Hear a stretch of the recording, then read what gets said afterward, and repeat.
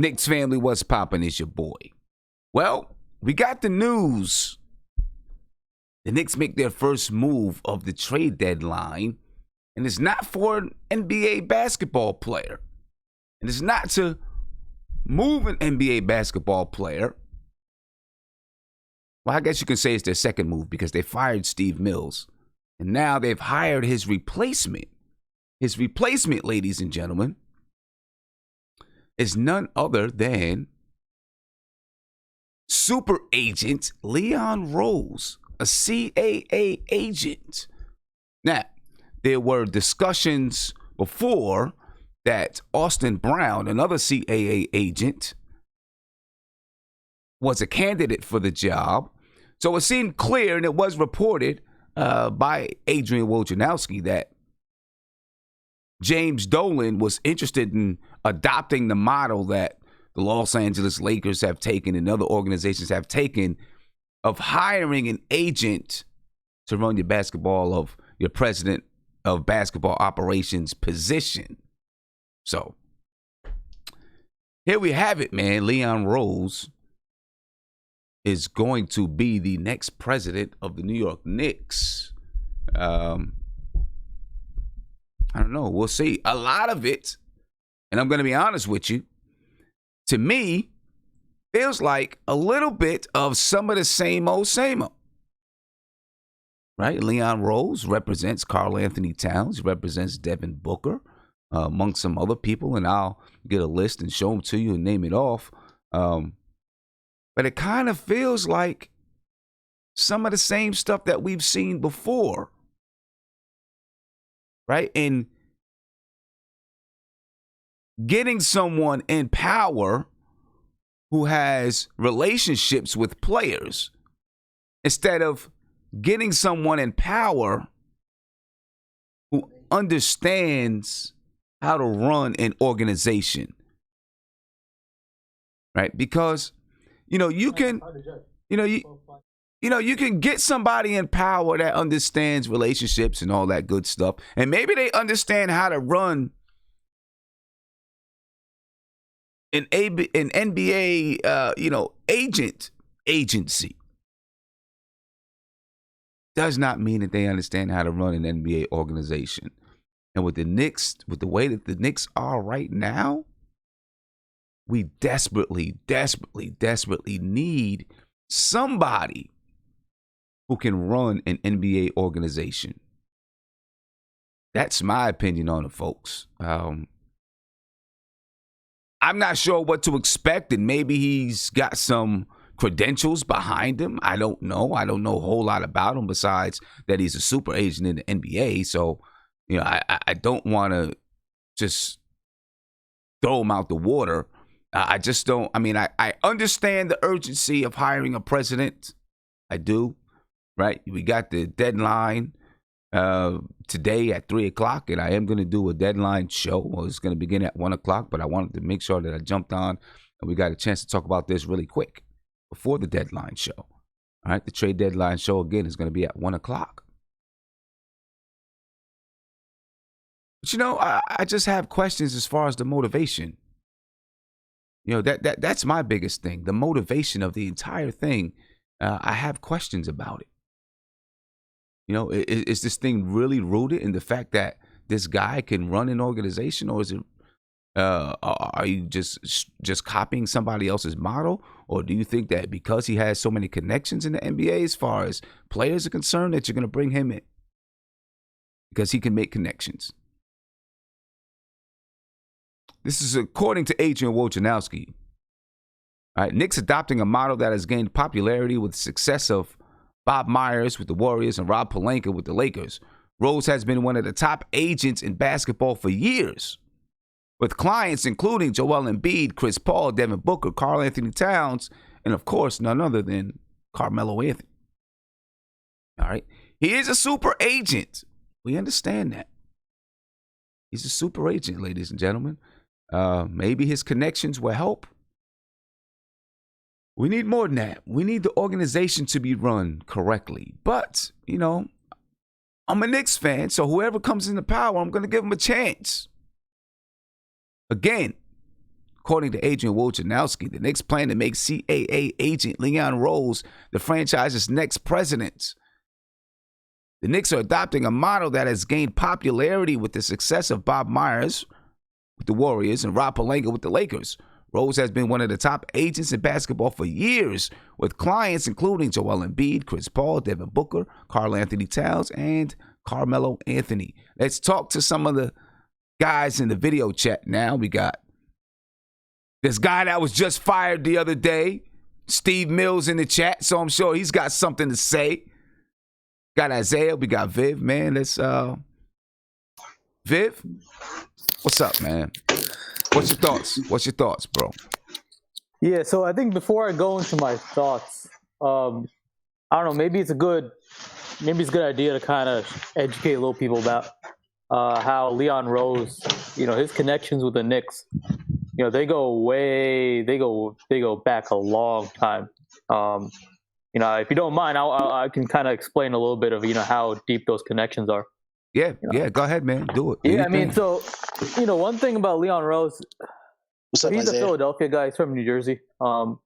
He one of his, I think, first clients, because he had a sports and law background growing up. His first client was actually Rick Brunson, and if you remember Rick Brunson, he played a little bit. He played in Temple.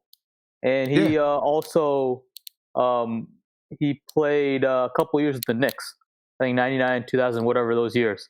But during those times, he forged a lot of relationships with different players from Philadelphia, guys like Aaron McKee, Allen Iverson, Rip Hamilton. Not a Philadelphia connection, but still he developed a relationship with him. One of the guys back in the 2002 NBA draft, the Knicks had a thought of drafting back then, was a kid named DeJuan Wagner. Him and Leon Rose, Leon Rose represented him. And Leon Rose through World Wide West, which we'll kind of mention later on. World Wide West is very close. He's good friends with Allen Houston. So, now fast forward a couple of years later, like 2005, you'll realize Leon Rose was the agent for Eddie Curry. So that deal kind of happened because of their relationship with Isaiah Thomas. Then 2006 came, and I think they were saying one of the main reasons the Knicks drafted Ronaldo Balkman in 2006 was because it was a favor for Leon Rose. And it would help them in the LeBron James sweepstakes, because at that time, CAA was now representing LeBron James. And, so clearly, as I'm trying to mention, these ties are going way deeper. They have a long-standing history. Now, fast forwarded to now, what do I think of the hire? I mean, it's too early to tell. It looks like they're trying to bring in some experienced GM. I don't think Scott Perry's the guy who's going to stay around in the future, but it really depends on how they build the staff. And when it comes to hiring the president of basketball operations, there's kind of three ways you can go with it, or maybe 3 or 4 ways. You can kind of go with it. You can kind of hire internally, promote someone within. You can take a bright mind from someone with experience and kind of hire them from another organization. You can hire a big name, like a successful GM, and you can kind of just you can kind of try to hit a home run and try to hire someone. It's like a wild card selection. Someone like a Rob Pelinka and like a Bob Myers type of hire. And I think the one thing in New York is that you have to be able to dodge a lot of nonsense. And, only a certain type of personality can survive, in Manhattan. And I say Manhattan because, I don't think, you can kind of run clear in Brooklyn a little bit. It's just, I think just the way the fan base, the way the structure is. But you got to be able to deal with the noise. And that's kind of been the reason the Knicks have tried to do these type of hires. It's either hires of comfort, whether it's Steve Mills or it's someone along the lines of like a Donnie Walsh, Isaiah, some big name, Phil. So it's all really to be determined. I mean, there's Yeah. no you can't judge this move right now. Nah, You can I only get it. judge I the get move it. later I on. understand that, and I understand that you can't. You're right. You can't judge this move right now. You got to see what happens, and he may have, some real. He could maybe he has some real organizational experience that maybe doesn't involve running an NBA team, but and maybe maybe they were, this was in discussion for weeks already. One thing I do know from someone is that James Dolan was on the hunt well before he fired Steve Mills. So these conversations could have been taking place for a while. Just looking at the position that the Knicks are in right now, I really wanted someone who has a wealth of experience and knowledge and understood and has a history of success running a franchise. If you were going to let go of Scott Perry, what would have been the trouble of, hey, we're going to bring in whoever, Masai Ujiri, name it, who has this amount of experience. And then ask that person, would you at least give Leon Rose a look? Because we'd like to have someone with his expertise on board. Something like that. But I'm going to say this. Sorry, Sim. I'm going to say this before I get to, because I know some guys might have to get back to work. I'll say this. This guy, he may get some things done. And the reason why I'm saying this is because he looks like if you don't do it his way, he just might dangle you off of the garden roof. He might dangle you off of the Empire State Building or break a couple of kneecaps. This is Leon Rose right here. It looks like my boss from 1960. He's born in the 60s. But yeah, get to I'm going to be around for a bit anyway, so. Okay. Yeah, he looks like a mob boss from someone from the 60s. So be careful out there, guys. Be careful, NBA folks, because he may have an alternative method to getting things done. I don't know. We'll see what's up. I want to get some more reactions. Some more breaking news, though. If I'm reading this correctly, and I don't know if this is right, Viv, I guess you can tell me real quick. I just seen this tweeted by CK2K that Mitch Robinson is changing agents to Rich Paul. He's changing his agent to Rich Paul. Yeah, I know Alonzo Trier. Yeah, I know Alonzo Trier moved his agent to Rich Paul a while ago. Alonzo Trier originally was with Joe Dumars, and then Joe Dumars took the position with Sacramento, and then from there, he went to somebody else and with Joe, the agency that Joe Dumars was connected someone else. with. And then he ended up back with Rich Paul. He moved over to Clutch with Rich Paul. He was actually with. Let me see. I have this written down. Zoe was with Joe Dumars, and then when Joe Dumars went to Sacramento, he was with James Dunleavy, and then he went to Rich Paul. So, and then as soon as he went to Rich Paul, he got a deal with Nike. Yeah, but, I mean, so Rich Paul, remember, Rich Paul and CAA they're really tight. Leon Rose and Rich Paul, right? So, that's like a sister organization. Yeah. So, all right, man. Let me get to Kevin. Yeah. See what Kevin is talking about. And Viv, I'll leave you live too. All right, so we can have a conversation. Then I'll get to Nate. Kevin, what's going on, man? Kevin, can you hear me? If that's the next person that has to take my position, go ahead with it. You know what I'm saying? What's your thoughts on the situation, man? I don't have really too many reservations. Like you said, we got to see how this hey, Kevin, it's hard for us to hear you. You kind of breaking up. All right, let me get to Nate. You kind of breaking up on us. Go ahead, Nate. What's up, Sim? How you doing? What's good, man? I don't know, man. I feel like the Knicks jumped the gun too quickly. I think if, you're going to do this right, you got to do your due diligence and really, take your time and think about who you want to bring on. I don't know if they had this in the works prior to Mills being fired. They might have. I don't know.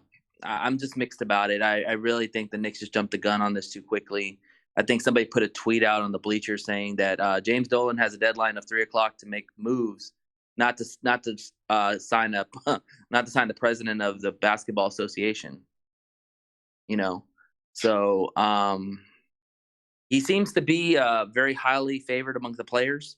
So I guess if you look at a glass half full type of mentality, basically, he's going to be a good recruiting tool for if you want to bring in players like Cat or Booker if they become free agents later. I think he'll have some influence on that end.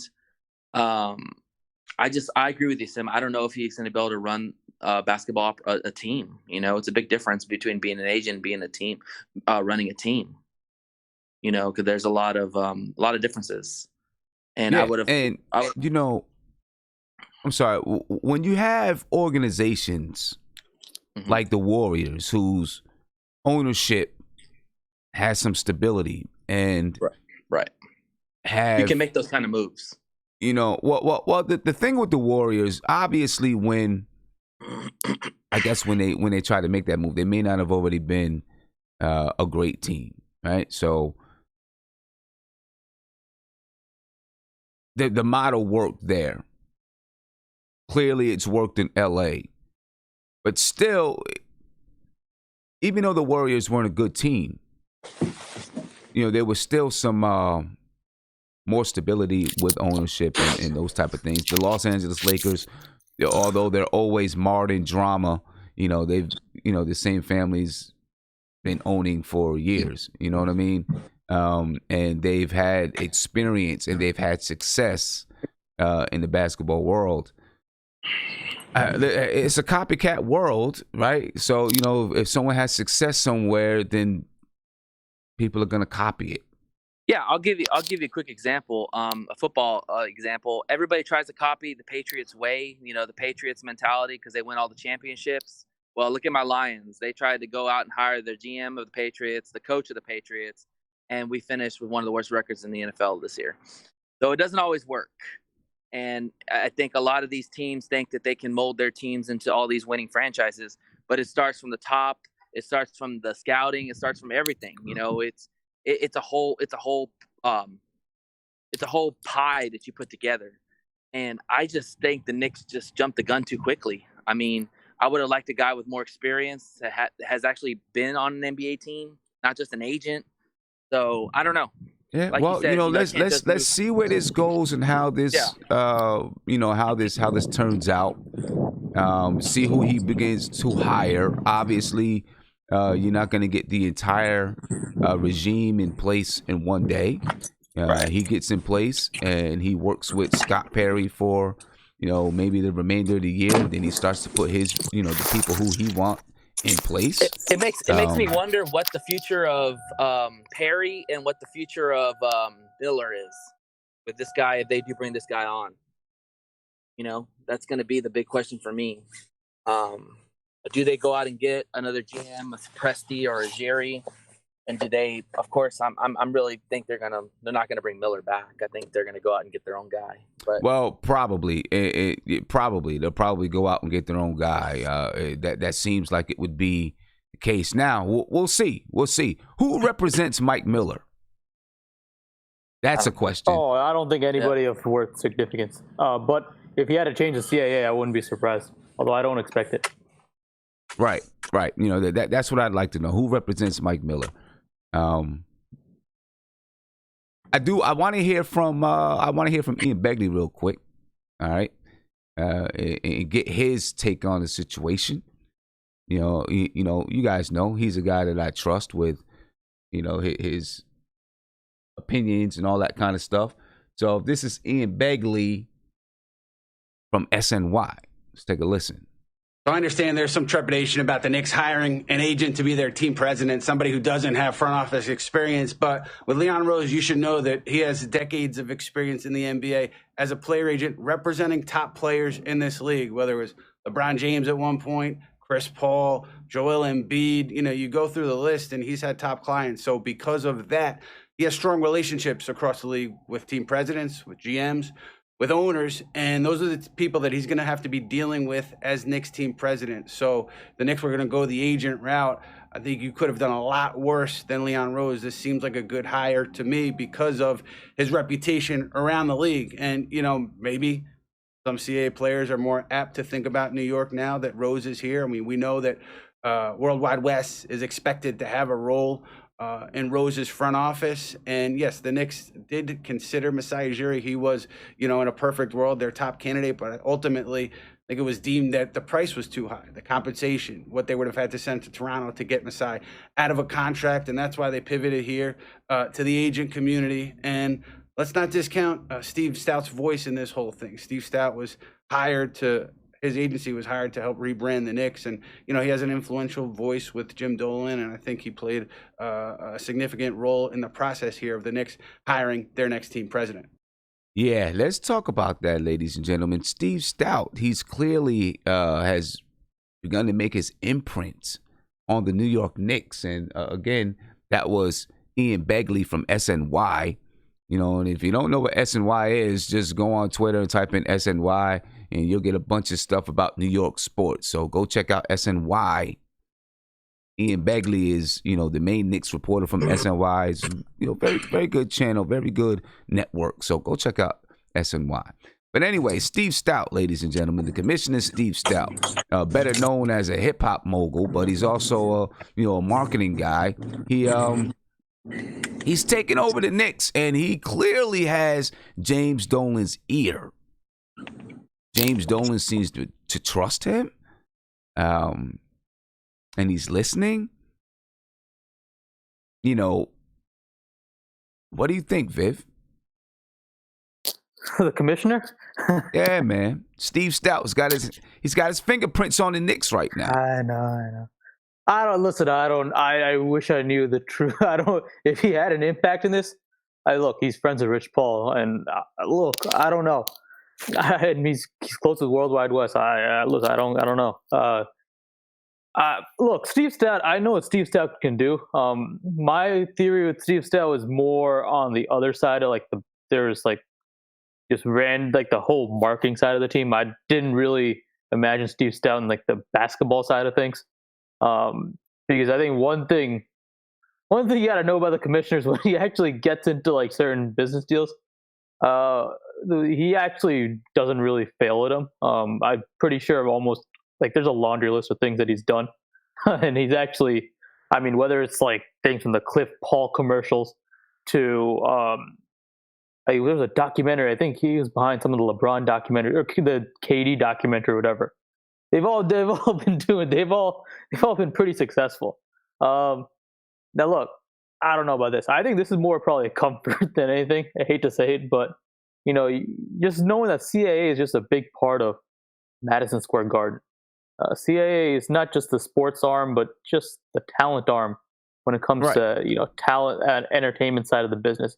And really, the entertainment side of the business is actually probably the more profitable arm of MSG as a whole. So I can see the comfort behind it, and I can see how some people may have advised him. But I don't know if Stoute had a part in it, and if it actually pays dividends in the next year or two or three. I feel like Steve Stoute probably did have a part in it because he's in with their whole network, and he understands that you got to put a face maybe the fans don't know who the guy is, but people within the NBA know and trust the guy and have a reputation with the guy, and he's obviously negotiated with teams around the league for years. So there's something that he probably understands. He did make the comment yesterday that with the firing of Steve Mills, things had just begun. that there was a lot more to come. Yeah, I mean, look, Stoute's a smart guy. He's a very astute businessman. He knows, what he's going into and what he's talking about. So, I think a lot of us, I think the main lesson is just let's wait and see, and hopefully things work out for the best. Yeah.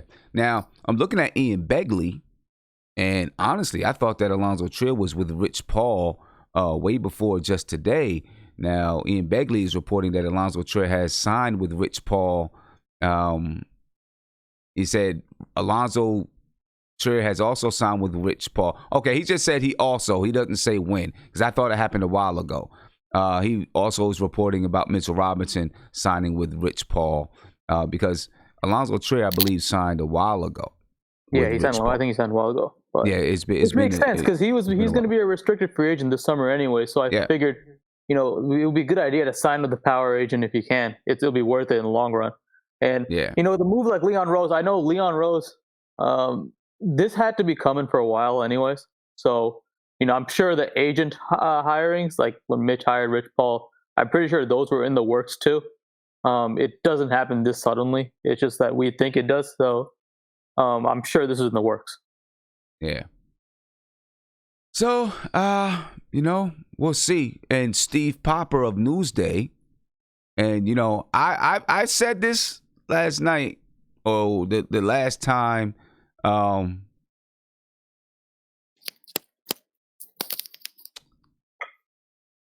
I don't know. I don't know what I was about to say. Whatever.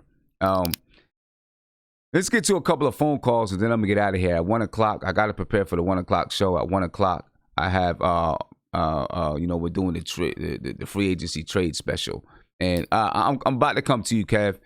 But I do want to point out that Ian Begley has reported that, and I think we already talked about this. Leon Rose has a real good relationship with Worldwide West. And he's under strong consideration to be part of the Knicks organization. Not the Worldwide West that calls into our show. Not that Worldwide West. The Worldwide West that's popular, in the NBA. That Worldwide West. So, we'll see what happens there. All right. Let me get over here and talk to Kev. And Kev, go ahead, man. Then I'm going to get to a couple phone calls and I'm out. Yeah, can you hear me? Yeah, it's good now. Okay, good. Personally, I don't think they jumped too much to the gun for it because, number one, I know all eyes were set on Masai Ujiri. Probably saying his name wrong, but Ujiri. But the price was just asking too much. We can't give up any draft picks for just for him and everything. And I know they want our high draft picks, so I'm glad that they came to their senses. It was like, yeah, we're not doing that. And who's to say I don't know what the contract is going to be for Leon, for Leon, but Masai is going to be a free agent after this year. Who's to say if we don't like what's going on that we get rid of this guy and then bring in Masai? That's true. That's true. So, who's to say? But what I would like to see, well, here's the thing. I'm glad that they did it, and now we can go, finish out the season, finish out today. I know that's going to be all on Perry, but finish out today, finish out the season, and then we'll be fresh for the lottery, for the draft, for free agency. That way, now everything's in place. So we'll see what Leon, what structure Leon can give us. And for me personally, I would like to see Perry and Coach Miller. I'm hoping that they give Coach Miller, the end of the season and really evaluate him as far as, letting him continue. Because I think that at least the players that we have now, I really think that they're really buying into what Miller is trying to do, even though he's in the interim status. I like what Miller's doing. So I'm hoping that they give him a fair shot because I honestly don't know if Mark Jackson or anybody else that comes in is going to be the answer. So I would like to give Mike Miller that shot. Hey, we gave Hornacek that shot when Mills and Perry was taking. What were you going to say? I'm sorry. No, I was going to say I just had the feeling, looking at Leon Rose and understanding his connections around the league.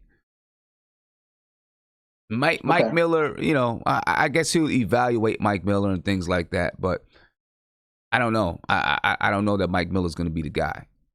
Okay, honestly. Well, I just want to see Mike Miller, remain at least on the bench or do something. He was with the organization for 5 years in the G League, and it would be really, I think, a bad message to let him be the interim coach and then send him on his way. Well, I don't want to see that happen. Nah, I hear you with that. I definitely get that, and we'll see what he can do. We'll see what he can do. You know what I mean? I want give a big shout out to Uptown Twan for the super chat. He said, "I like the move, Sim. We're bringing something to this team that we haven't had in a long time, and that's culture. We'll see. We'll see what he can do. I'm just being honest. I really wanted to have someone who had experience, because I really felt like that's what the organization needed, someone who had a strong background. But obviously, I'm gonna give it a chance. You know what I'm saying? I'm gonna open up my mind and give it a chance. Nothing else we can do, right? But open up our minds and give it a chance. Let me get to a couple phone calls, man, and then I'm gonna be out. Caller, you on live with Nothing But Knicks. What's popping? Hey, what's going on, son? What's up, man? Not much, man. I try to get on the chat, but I don't know what's going on with my connection. But, we got to wait and see. That's the best thing I can say. Yeah. I mean, listen, I did a video, was it yesterday? Maybe it came out yesterday. And it had a clip of Adrian Wojnarowski talking about how top executives in the NBA want to crack at the Knicks and building it right in New York. And that James Dolan over the years just haven't thrown his line out there to see if he can pull one of these top guys. And again, he has not done that. Listen, I know Jerry West was a pipe dream, and I'm just using this as an example. Jerry West is a consultant. He's an advisor with the Los Angeles Clippers. He didn't even throw the lifeline out there to say, hey, well, maybe he did. I don't know. I can't say he did. I can't say if he did or if he did not. Right? Obviously, it didn't. If he did, it didn't make the news.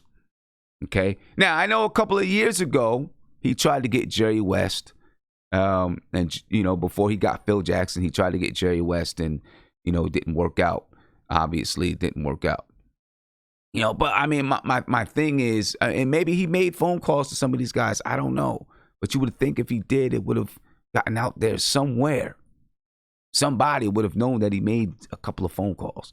So, I don't know, man. Go ahead. Finish up, Isaiah. My bad. You good, man. No, because what it is, though, is like you hear all these things and you hear, us having the potential to get these guys. So, I seem like, I'm watching ESPN, I'm watching Stephen A. Smith and, Max coming and do whatever. And then you see, like, the things with, like, and now, it's getting me upset is that people, are getting mad at James Dolan for not getting to cite Jerry when that was going to be tough, because he's still on the contract until 2021 or 22. Yeah. And then you had to give up picks. That was going to be tough. So I'm not mad at him about this, but I do agree with you with the you got these guys saying they want to be here, and they want to fix the Knicks and everything. But it's just I don't know, man. It's just kind of confusing because it's I'm kind of on the fence because it's like. I'm hearing, I was listening, I was hearing the Ian Begley thing, and then I'm reading little things about this guy, and I heard that it's more important that we got this Shaq West guy. What's his name? Chef? What is it? Worldwide West. Well, I mean, it's speculation. It's speculation that he'll come on board in some shape, some form of fashion. speculation. So yeah, I heard that was like a lot, like really, that was really important to get him here. But it's also just like yeah, man, I'm just I'm just really tired of it, man. I'm just really tired of just like hiring these guys and then we don't do good, and then it's like we got to just go back to the drawing boards in 3 or 4 years. I just want to get the guy, That's what I'm more important. That's what's more making me frustrated with some of these decisions is that I'm hoping he's the guy, but it's like we just got to see. But I just really wanted to get the guy that's gonna be here for 6 or 7 years. That's gonna do the right moves and get us in the right direction of being just a regular run organization. It's just that's the part that's frustrating. Is like, I don't. Maybe this wasn't Russ. Maybe this was Russ. Maybe it wasn't. We don't know. We hope we all wholeheartedly will not know until James Dolan comes out himself and says it. But even that won't even happen. So it's just more frustrating about like I thought this could have definitely been over the summer type of thing or before the draft. I would assume you want to do it before the draft, but.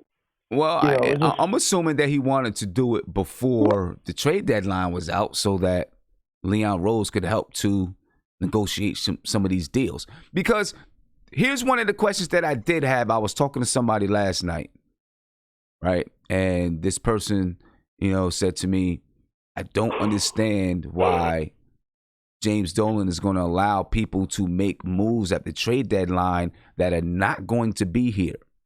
And I said, I agree. So now you got this guy on board, and we don't know if it's finalized yet. But if it's going to be finalized, he's probably like, "Hey, I'll start working the phones." I don't, now you got somebody on board who is going to be here. So now this guy can make decisions that he thinks is right for the organization, right? Instead of Scott Perry making those decisions. Yeah, then now you're hearing reports that Scott Perry's going to be gone, and I was like, now is he going to do the right basketball move for us now? Is this like, right? Is who going to do the right basketball move for us now? Scott Perry, because now I'm hearing reports that he's not even going to be here at the end of the season. But he's not going to make. That's what I'm saying. That's why I'm saying they might have went ahead and said, well, let's get Leon on board now so that Scott Perry doesn't have to make these decisions. If he's not going to be here, why have him make the decisions? So if Leon Rose is on board, then Leon Rose can start making those decisions now. Yeah. It's just like, I don't really care what the outside people say because, they're going to hate on the Knicks regardless. It wouldn't have mattered. Yeah. I'm not really worried about them. I'm just more worried about how it just looks right now with inside. It just looks a little confusing, and that's the part that's really maybe it's not. Maybe, you know what? Maybe we're just speculating as being confusing, but this part is really we'll see. We'll see. It's but yo, Isaiah, right now, Hey, I'm going to let you go because I got to get off. I got to get off real soon, all right? All right, I'm going to probably jump back on at 1 o'clock. All right. All right, peace. Yeah. I'm going to get to one more call, and then I'm getting out of here. I'm going to get to Mark because Mark just joined us and get his take, then I'm out. Caller, you on live with Nothing But Knicks. What's popping? Hey, thanks for taking my call, sir. I had some clients this morning. I put a meeting back a half an hour because I had to hear what you were saying, man. This is driving me crazy. So the Knicks decisions are now affecting my livelihood. But all kidding aside, right? I got to tell you something. I am perplexed by all of this. Not by the decision to hire Rose, but Steve Stoute signs on 3 weeks ago, or at least it's announced 3 weeks ago. Let's assume he was in Dolan's ear a month before that. Right. You're telling me that in 2 months he's been able to get Rose hired? He's hiring him the day on deadline day. If I'm putting 2 to 2 together, Mills walked out upset on Sunday. If that's when he was told, let's assume Rose at that point was already the man. Is he keeping Perry? Why is he lying? Is Perry being told what to do? What type of talent evaluation has Rose been able to do with our roster? He's an agent. Is he breaking down film of these guards? These kids in college, and who should we trade? Who can we take? It just seems to me odd. Am I missing something? I mean, isn't a professional operation running where you have, we hear about the president and the GM, but there's a team involved in making talent evaluations. It's not just that, he or she relies on people who are part of the organization. Am I wrong about that, Sam? Am I missing something? This is not like, an AAU basketball team. This is the New York Knickerbockers, right? The only thing I'll say to that is, as an agent, you also do some talent evaluation, right? Because, you want to bring in players that you feel, obviously, you got your high-end players that are going to succeed. But then, you want to try to bring in some lower-end players that you feel could succeed and be successful in the NBA. So I would say there is some talent evaluation, and he's probably, made some talent evaluations, because as an agent, you just don't go out there and grab anybody, right? You try to find players that you feel are going to bring in money for you.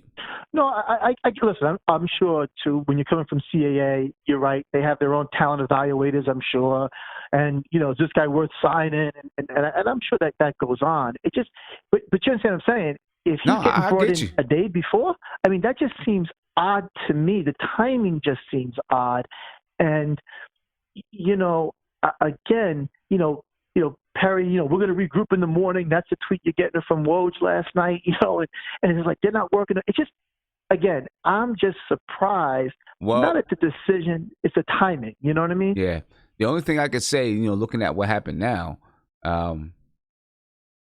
probably part of the reason that they said, hey, we're going to resume in the morning is so that they could get this guy on board.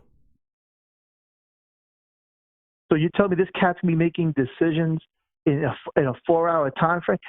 You'd have to think that this has been going on behind the scenes a little longer. Oh, yeah. He had to have said, I don't know what an interview's like, Sim. I'm just saying, I know what an interview's like for regular jobs. And you bring somebody, when I bring somebody on board, you talk to them. What are your plans? What do you see? Right. Who's gettable, who's not? These discussions had to have been, what's your vision for the program? I have to imagine that if I do that with a company that's not worth what the Knicks are, that Dolan has people doing that with him. And again, if Rose is being brought in today, I'm praying to God that Rose was involved and locked in with Perry even before this about who the target should be and what direction they should be going. I could be wrong, but the timing just strikes me as bizarre. Yeah. And then here's my other question for you. Again, because I know you have more contacts, with the organization certainly than I do. And, when a turnover like this occurs, how much does that mean the entire front office gets turned over? And if so, how do you do that in such a short space of time? In other words, I'm sure he brings, I'm not talking about his secretary or his assistants. I'm talking about scouts, the people who do the actual negotiations with the agents. How does that all work? And how do you, is he going to be working with Mills' people who are in place right now? How does that all get done on what I think is a pretty important day? I'm just curious if you can answer that. I think that, what happens is, and I'm gonna let you go because I'm gonna get the mark and then I'm gonna get out of here. All right. You got it, man. Thank you very much. I appreciate the call, man. I think just like any other job, when you bring in a new, you have a new boss, a new president, or new whoever, they come in and they work with the people who are there, because the first thing you got to do when you come in, the first thing you have to do is evaluate the talent that you have in your office. I think that's the first thing you got to do, right? You got to look at who's there and evaluate them to see, are these people that I trust? Are these people that I can use? Right. So I think that's going to be his first job. Well, his first job is going to be managing the trade deadline today. And then he's going to have to look at who's in his front office. Right. So he has no choice today but to trust the people that's in the front office today, Scott Perry and whoever else is there, and work with these people. Right. After that, once the trade deadline is over, he's got a month and a half to now evaluate other people that's in the organization. More than a month and a half, 2 months, whatever, until the draft, right? But he's got time to evaluate look at who he thinks he can keep. Right? He'll bring in somebody. He'll bring in a sidekick. You got to bring in a sidekick, which would probably be Worldwide Wes. Right? Brings in a sidekick. Now those two together start to really look at people. And then maybe they hold some interviews for people and talk to people and do things like that. They got to do some talent evaluation of the front office as well. Because the front office is not just the president and GM, right? The front office is going to, include a lot of different people. You got scouts, you got different types of talent evaluators and capologists and all kinds of people in there to handle stuff. I am gonna say, take a look at your social media people too. Because the social media people they've been making some mistakes lately. They've been making some mistakes. So take a look at your social media people and stuff like that too. But that's the way that I see that it would go down. He's going to look at the front office, look at the staff, and evaluate their performance and go from there. I'm going to get to one last person. I'm going to get to Mark, man. Then I'm going to get out of here so I can get ready for this 1 o'clock show. All right. Mark, what's good, man? Yo. Okay, make it short and simple. Yeah. Mitchell Robinson and Alonzo Trier just got picked up by Clutch. So that's another Alonzo worry. Trier's been with Clutch for a while. Who? Alonzo Trier. He's been with Clutch. Well, Mitchell Robinson, because he has an extension coming up. So I'm kind of shaky about that. And anything with Clutch Sports, you got to be wary of it. Two, the president. Listen, I don't know how to feel about that right now. So the only way I could judge it, if he's going to get signed, by his moves, before 3 o'clock. If it's moves, he's got 3 hours. He got 3 hours. If it's moves that's going to make us panic, then oh God, we're going to be in for one. But I want to say this. I'm still a Ujiri guy because I just look at him as a killer at what he does and how he handles himself, how he treats players, how he talks to players, the relationship he has with players. I don't know anything about this guy, but I'm hearing that he has, he has great relationship with two of the guys who I kind of want for the Knicks in future references, which was Booker and Cat. And if he could make something like that happen after Cat coming out last night talking about his patience is running low, and then we signed this guy today, and he happens to be his agent. So listen, I'm judging him by 3 o'clock. If he do something stupid by 3 o'clock, then listen, I'm going back on my rampage, man. Going back on my rampage. Perry's out of office. I told you that. He out like fish grease. But how do you feel about it? Because I just came on. I didn't hear how you feel about it. I mean, I don't know what to think about him. Obviously, we got to wait to see, if he can do anything. I wanted somebody with more experience. And it didn't have to be Masai Ujiri for me. Just someone who had experience and a background and a history of running a successful organization. That's what I wanted. Because you know what I'm afraid of, right? I feel like a guy, I understand the idea of having an agent come in, right? Because of their connections. But I feel like if you can have someone who runs your operations, your basketball operations, you have someone with experience and who knows how to get it done. And then you bring in a agent type of guy as your GM, right? So now you got, you still got that guy in the organization, but then you have a guy who understands how to run the system of basketball. And I'm not talking about on the court, just the system of basketball, of running a staff and organization and structure and those type of things. But we'll see, because maybe he has some experience someplace else that we don't know about. So obviously I'm going to have an open mind. I'm going to have an open mind to him, see what he does. All right, so before we go, I'm afraid right now that with Marcus Morris being on the trading block, and Lakers and the Clippers are just like hammering at him, I'm afraid just because Mitch got signed with Clutch Sports and that salary that he makes, that little $1 million salary, I'm afraid that the Knicks might trade for Kyle Kuzma, and I don't want that kid. Everybody keep talking about he's good. If he was good, he would not be traded from the Lakers. The kid plays no defense. We need players that's going to come here and play defense. That's what we're lacking. I don't want that kid on my team. He's a chuck. He doesn't make no one around us better. So in that case, I'm judging him till 3 o'clock. He has till 3 o'clock. If he makes some dumb moves, I'm back on my stuff, man. Because all right. because We'll see it's what's annoying. up, man. We'll see what's up.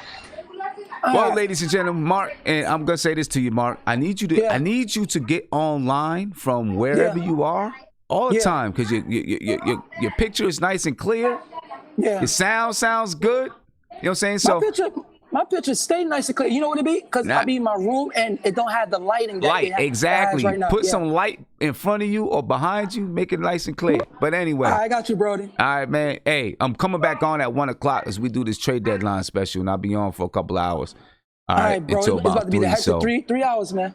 yeah, so I'm about to head off, ladies and gentlemen. I'm heading off right now, and then I'll be back on at 1 o'clock so we can talk about whatever is happening at the trade deadline. All right, and we'll take it up until 3 o'clock. Obviously, I have a basketball game at 4:15, so I got to get off right at 3 o'clock so I can get to my basketball game.